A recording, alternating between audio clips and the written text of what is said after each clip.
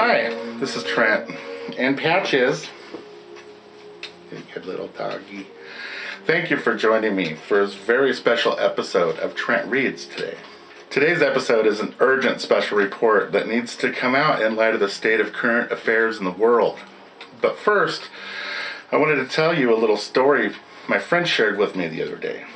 Please keep in mind, I do not recommend trying to intentionally get in trouble or harming anyone else. But a few days ago, I was talking to my friend that lives up near St. Helens here in Oregon. He said that he went out drinking one night and was driving home when he got stopped by a Columbia County Sheriff's deputy.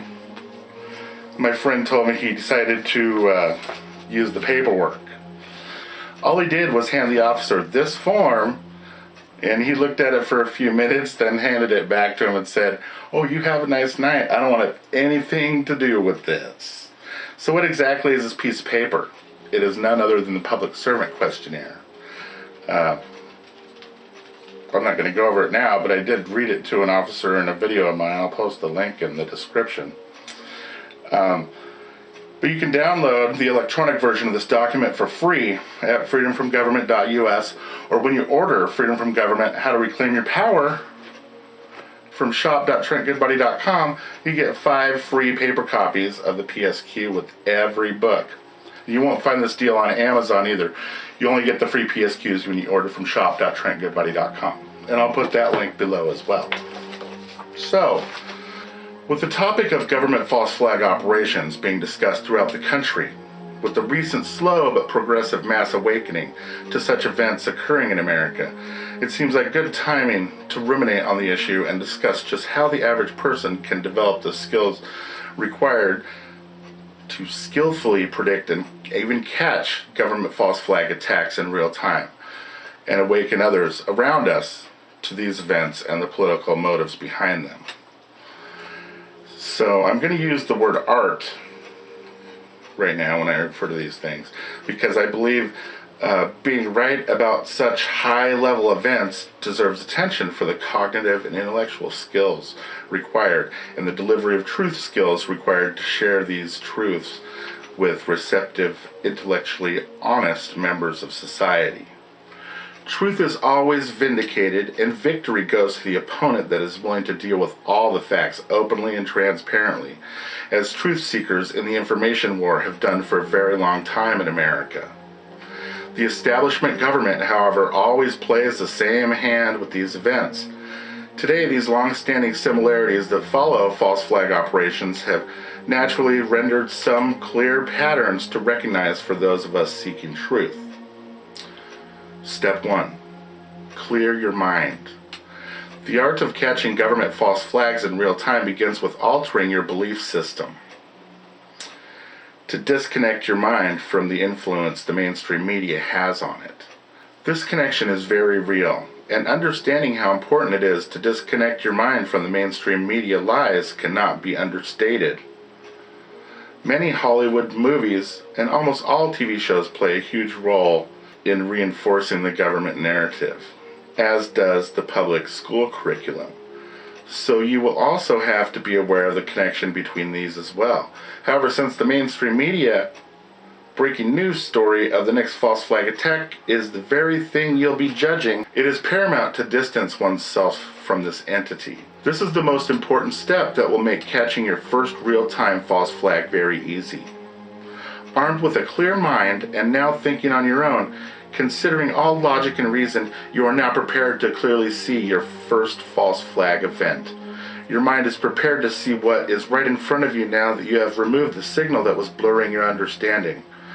A free person with a clear mind, free of government-engineered propaganda and marketing, is a powerful tool with potential that is unlimited. The magic of living in a world where a controlled media and government does not even play a role in your life and your thinking process is a magic you cannot imagine until you cross that bridge. With that said, let's explore the next step. Step 2. Understand the stakes at hand. Are you aware of the stakes at hand? Consider history and what the end result of too much government control really means. Consider what freedom for humanity really means, and those who have given their lives for these beliefs in the past. Apply the process of critical thinking to these ideas and see what you discover. First, approach the process of thinking with the purpose of being the best. Exercise what I call intellectual karate. Realize that you are about to go into an arena where the battle is for reason, truth, justice, logic, wisdom, and cognitive conquering. Think for a minute. If mankind is truly the superior animal on the planet because of his cognitive abilities and its abilities to play a form of higher brain intelligence that allows us to conquer all other animals, then shouldn't we care which form of mankind thinking, meaning which paradigm, will ultimately control the destiny of the species? This, I believe, is the core meaning of the information war we fight. A competitive battle of cognitive expressions of truth versus lies, each side representing a specific agenda, that being selfishness versus altruism, or personal greed and thirst for power versus selfless concern for the future experience of humans. I believe that this war is possibly spiritual. And this battle of consciousness defines who we are as a whole and will determine where humanity is headed. Step 3. Arm your mind with facts and reason.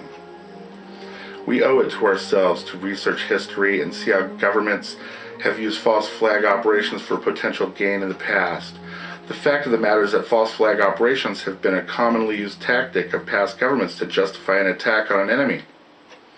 See and understand the logic that makes planned attacks on a selected enemy nearly impossible without an engineered and carefully timed false flag attack. Become aware that false flag operations and tactics that incite the enemy are officially part of a military strategy. Realize that documented U.S. government plans for false flag attacks date back at least 50 years. Consider also that if governments have determined false flag tactics to be an effective option 50 years ago, then that is more than enough reason to suspect false flags to be a reasonable explanation for any potentially engineered bombing or attack we see today. Sad but true. Step 4. Search, pin down, and recognize the beneficiaries. This has been said before, follow the money. We can all see where false flags of the past have worked very well for the perpetrators. This information is difficult to hide. Throughout history, the beneficiaries of false flag operations are not debatable. This is knowledge and power for truth seekers. Beneficiaries stand naked in the eyes of history. Alone they stand hoping that humanity will look the other way, not notice, or chalk up their improbable luck to coincidence. When government stands alone as the prime beneficiary of a false flag, that should bother your sense of truth, trigger your intellectual integrity, and set off your truth meter. Side with reason and common sense before you blindly believe that governments luckily accept the results of the apparent false flag events and conveniently and impulsively change legislation to increase their power and take away any power from the people. Step 5. Analyze the event and look for common trends. Government false flags almost always have a patsy designed to take the blame. This patsy seems to always have a connection or a relationship or a history of interaction with the U.S. government, the military, FBI, CIA, FEMA, DHS. This relationship with the government entities is always ignored or downplayed by the controlled government mouthpiece mainstream media. They always act as though the relationship is not real, not relevant. Amazingly, the patsy's history always leads back to government. The patsy always denies doing it or tells the world they're being set up. Patsies are always eventually murdered, silenced, tortured, or all of the above.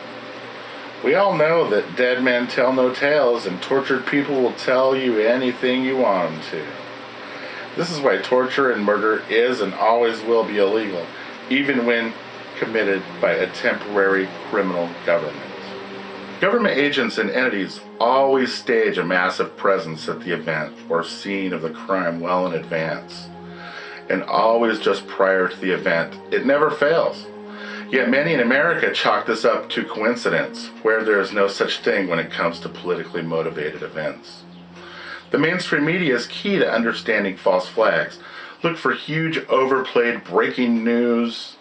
This type of news is extremely sensational and is ongoing. Stories are repeated and told by various mouthpieces in almost exactly the same way. Early on, the controlled mainstream media finds itself in a battle for laying out the initial narrative. They, the media, find themselves making gross errors. But government steps in and declares the changing narratives within the first few days, even if the story is contradictory to what was being said the first day. During this early period, it is common to hear large segments of truth coming especially from local media outlets, struggling to figure out what is happening, but having to depend on the highest level of government-controlled sources. During the coverage of the event, look for media to sensationalize the emotional trauma portion of the event in a manner that engages the public and invokes a mass emotional response. Nowadays, they specifically target the emotions of the masses to open them up to accepting a soon-to-be-delivered solution to the false flag attack. The media coverage of this specific event will supersede coverage of any other tragedy or event, no matter what else is happening. Government does not allow other events to get in the way of their planned false flags. Too much has been invested to get the reaction and subsequent politically motivated solution to come. This is an important observation to make in identifying government false flags. The controlled mainstream media will always ignore huge facts, testimonies, and figures surrounding the event. Look for the ignore reality and facts mode the media goes into when working with the false flag event. Questions are very vague and not too challenging in the official story. Or some questions get ignored altogether. So in this phase, look for politicians, police sheriffs, chiefs, mayors, and media running from the real questions. Note that in some cases you'll be able to observe other huge 9/11-sized coincidences, but not all false flags will be as easy to diagnose as the September 11th global government terrorist attacks. Many will be smaller scale, and the scene of the crime will be limited to 1 instead of 3. Step 6. Convince yourself and look for the evidence. Challenge yourself by telling yourself that you are willing to believe the government mainstream media version of the story. Tell yourself that as long as the media version of the story is provable, you're willing to believe only their version of the story. Then set out to prove the government media claims. Get focused and go to work. Pick up every claim and set out to actually prove their claims. You'll quickly find out that the media and government never actually submit or put out any reason or actual proof. You will hopefully finally distinguish between a claim and an actual fact or factual proof. Once you see this reality, you'll never go back. You are now ready to take on the establishment and become a ninja for truth. Step 7. Cementing the lies. Finally, after the false flag is over and time begins to pass, the government media complex will settle on one story. Facts and figures detrimental to their version of the story are never aired again, and those who question their version of the story are demonized and ridiculed. After this initial phase, Hollywood picks up the baton and reinforces the government media version of the story from this point on. Step 8. Get ready to catch your first real-time false flag attack. Beware, handle with care, and proceed slowly. The experience of catching your first government false flag in real time can be very distressing, yet liberating at the same time. My first time false flag was the attacks on September 11th. I remember watching the news and thinking, man, there's something bigger to this whole story. And I think I've told several people that over the years that, man, there's something bigger. During that, I felt very troubled. It was like a mental jolt, an awakening. This topic deserves a lot of attention. And in this video, I've discussed a sequence of factors that come into play for identifying government false flags. Realizing the magnitude of what is at stake, the power of the mainstream media, the improbability of government and media claims and coincidences, including government's connection to their patsies, are all part of the government false flag blueprints. Will you allow this pattern of deception to work on you again? Or will you be prepared to call out the government on the next bombing or false flag? Are you still connected to the mainstream media poison? Is all of this a challenge to your paradigm? These are the fundamental questions you have to resolve before you can stand tall and know that you've caught your first government false flag. Good luck, and remember that the greatest mind-altering drug is truth. Remember, you can always tell the cops to kiss it. You need to learn your rights. You can learn more at freedomfromgovernment.us. The link will be down below in the description. Plus, don't forget about the free P.S.Qs with every Freedom from Government, How to Reclaim Your Power paperback. Purchase at shop.trentgoodbaudy.com. We also have some other cool merchandise like these awesome t-shirts. No consent, no jurisdiction. I'm not that legal fiction. And until next time, this is Trent Goodbaudy signing off and saying that knowledge really is power. Have a good evening.